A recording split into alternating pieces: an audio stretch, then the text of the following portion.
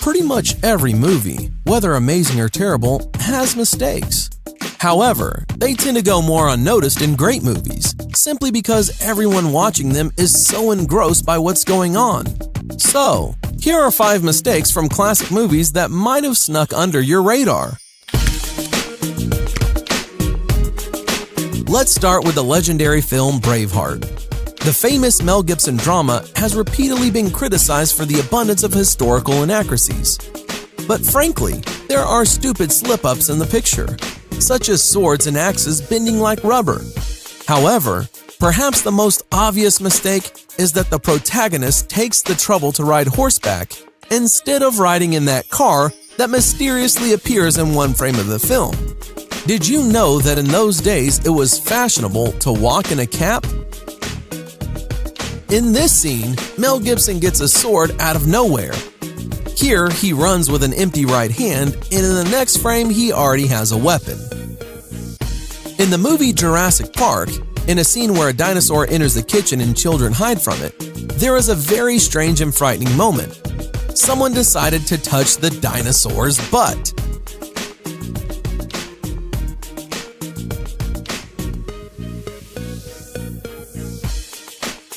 In the movie The Dark Knight Rises, here's the first time we're shown that Batman has a fighting technique called non-contact combat. How can you explain this scene? During a fight, one of the opponents falls without any contact to him. And this super epic mistake is during an expensive special effects scene in the movie Knowing. Surely you've noticed it. When Nicolas Cage comes to the policeman on the road, he begins to step back, looking behind him. Nicholas also turns around and is amazed at what he saw, but the falling airplane is coming from the side. Look again at this mistake.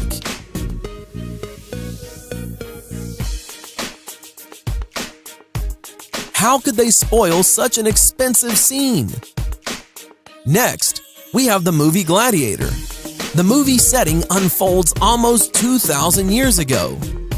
During the Battle of Maximus in the arena, you can see how, in addition to usual spectators, a reporter with a video camera came to see the battle.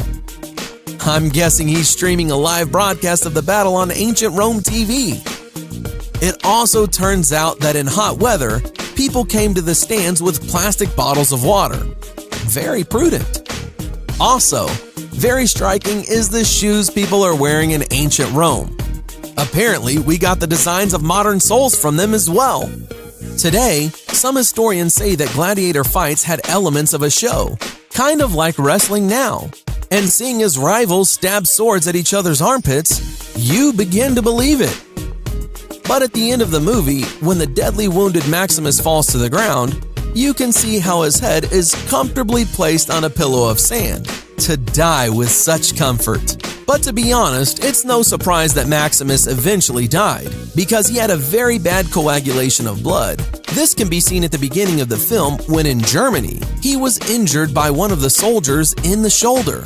But here, he is in Spain, and the wound is still bleeding. Although to get from Germany to Spain, you must ride at least a month to get there on horseback. And again, hit the enemy's armpit. And poor Maximus at this moment, someone pours on the side with paint. And now the million-dollar question. What is wrong with this mother and son? Who noticed in these frames a stupid mistake? Write in the comments below. And in the aftermath, some more movie mistakes. In the movie Indiana Jones, Raiders of the Lost Ark, the action takes place in the 30s of the last century. Here, Indiana Jones is sitting in the city of Cairo with a monkey, and in the background is a guy in jeans and a t-shirt. Unusual style for Egypt of the 30s. In the second part of Iron Man, Natasha knocks down her partner with a clever trick. However, at the moment of the trick, she turned into a completely different woman. In general, Iron Man 2 is a mystical film. Otherwise, how do you explain that Tony Stark's reflection in the mirror thrusts 2 fingers into his mouth before Tony Stark himself? And what other kind of movie mistakes did you notice, guys? Leave a comment below. Thanks for watching. Subscribe for more.